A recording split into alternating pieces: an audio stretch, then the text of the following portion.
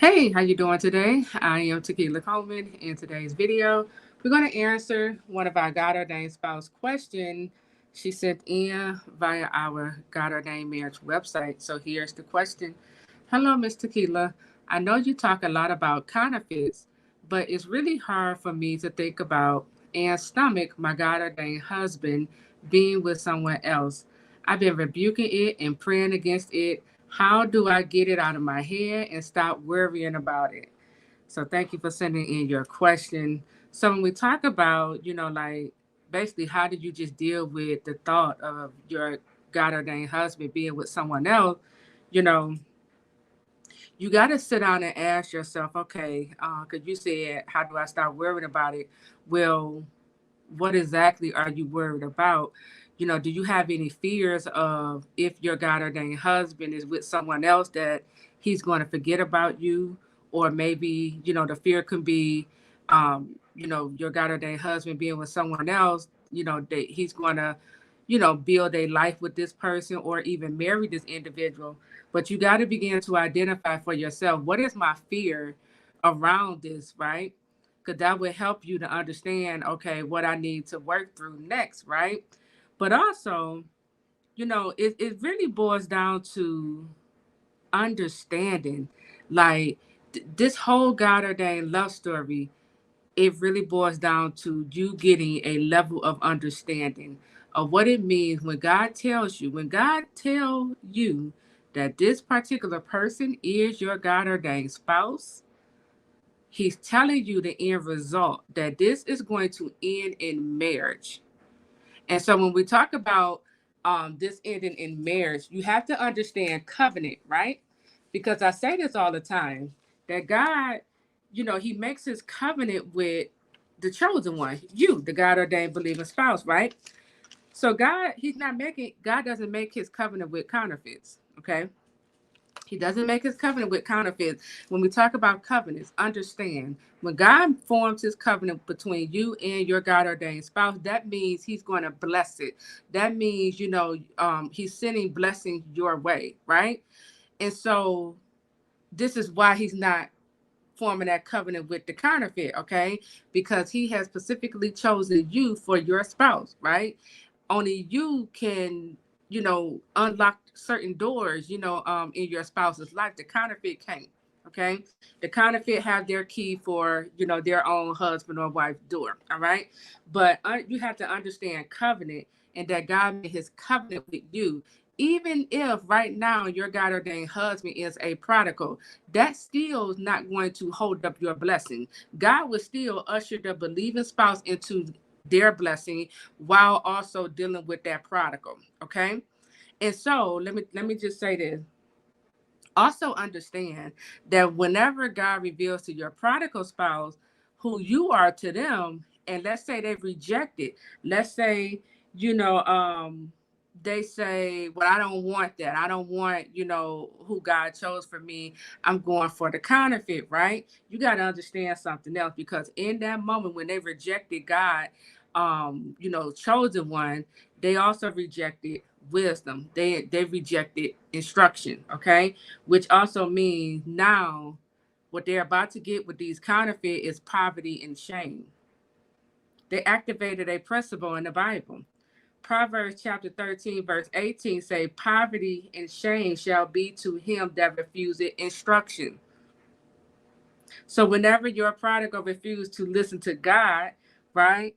If God's saying that's your spouse, or God is telling your spouse, like, I didn't choose this counterfeit for you, but yet your spouse refused what God is saying and they choose to do what they want. They choose to, be led by their own desires. They refuse the instruction. And so their portion while they're with the counterfeit is going to be poverty and shame. Okay. And so just getting an understanding of that, right? But also, you also got to understand your value. I talk a lot about value on this channel, but you got to understand your value. And what I mean by this is you have to understand that with you, your spouse find his peace. With you, okay, you is your spouse help me. Your spouse needs you to help him to fulfill his purpose. He needs you. It's so far he could go without you in his purpose. He's going to need you to get to that next level. And you're the only one who had that key, right? And so when we begin to understand this about ourselves, it kind of reduces the fear because it moves you into a level of understanding and also confidence in knowing that even if my spouse is off with a counterfeit, it's just a matter of time before they come back, right? And then another thing too, your spouse being with any counterfeit, you got to understand that whatever your spouse is doing with the counterfeit, they build it on sand. It talks about this in Matthew chapter 7. A house, any house that's not built on a rock means it's built on the sand and it's going to come crashing down.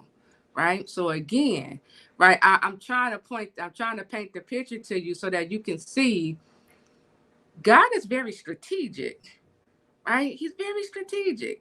And what he's saying, it goes. He's going to have the final say. So, okay, no one replace you. Okay. No one can be you. No one can sit in your seat. The has your name on it. But you have to know this. You got to know this. When I know this seat has my name on it and no one else can take my spot, it moves me into a level of confidence where I stop worrying and I just continue to prepare in this God ordained love story, right? But understand, whatever your spouse is doing with the counterfeit, they are building on sand and it's going to come crashing down. So it's like a waste of time. That's how I see it. It's a waste of time, you know? But sometimes we have to go through these things just to get the revelation that I'm with the wrong person and my ordained is over here, right?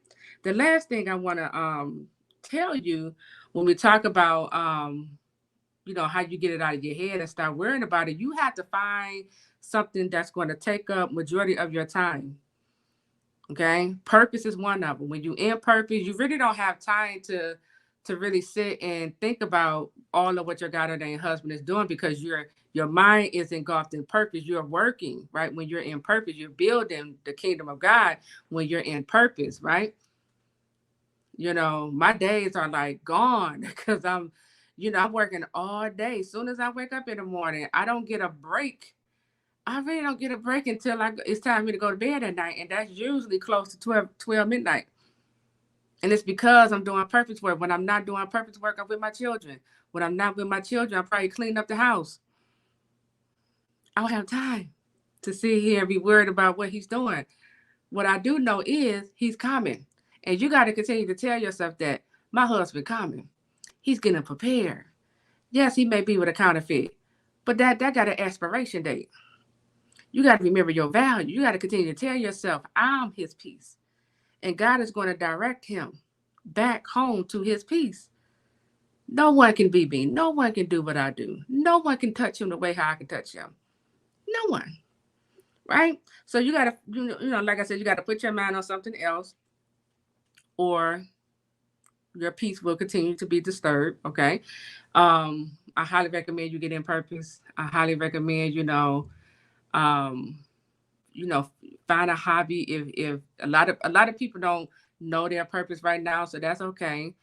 Maybe you can find a good hobby. Maybe you could join support group, like offline support group. You can start attending, or maybe you could take a class, right? Learn a new skill. But you got to do something that's going to take your mind off of what your God ordained husband is doing. He is lost right now, and he's trying to find his way back to you.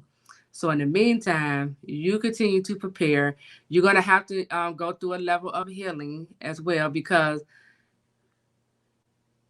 no amount of work that I'm over here doing is going to wipe away the thought of, knowing my spouse with these counterfeit. It's still there. But the difference is I'm not hurting when I think of those thoughts. I'm not hurting about it because I got understanding. I already know what they're doing is not going to last a lifetime.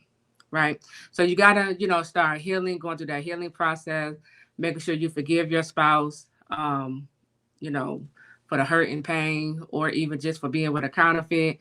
But understanding is your portion. You got to get understanding that God made his covenant with you and not a counterfeit. Okay.